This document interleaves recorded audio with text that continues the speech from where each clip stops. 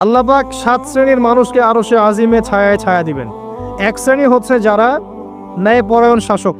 যারা ন্যায়পরায়ণ শাসক হবে তাদের সামনে দুইটা গন্তব্য, হয় তারা আরশে আজিমের ছায়ায় ছায়া পাবে, নচেত জাহান্নামের আগুন অপেক্ষা করছে।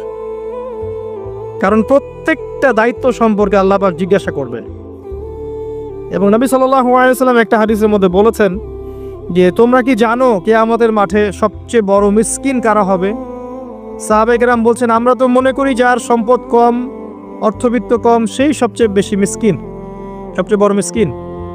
আল্লাহর নবী সাল্লাল্লাহু আলাইহি ওয়াসাল্লাম বলছেন, বরং প্রকৃত মিসকিন সে ব্যক্তি যে কিয়ামতের মাঠে নামাজ, রোজা, হজ, যাকাত আমলের নেকি নিয়ে উঠবে, পাহাড় সম নেকি নিয়ে উঠবে, কিন্তু অনেক পাওনাদার দাঁড়িয়ে থাকবে। কারো হক নষ্ট করেছে, কারো গীবত করেছে, কারো অপবাদ, কাউকে অপবাদ দিয়েছে, কাউকে অত্যাচার করেছে, সবাই দাঁড়িয়ে থাকবে।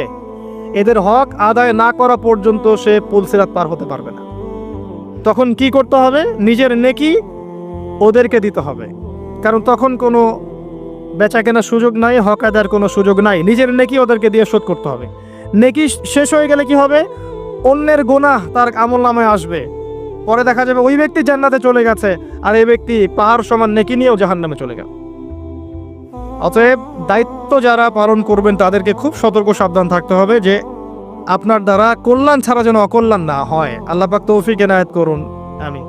দ্বিতীয় শ্রেণী হচ্ছে সেই যুবক বা যুবতী যারা নিজেদের যৌবনটাকে আল্লাহর ইবাদতে কাটিয়েছে।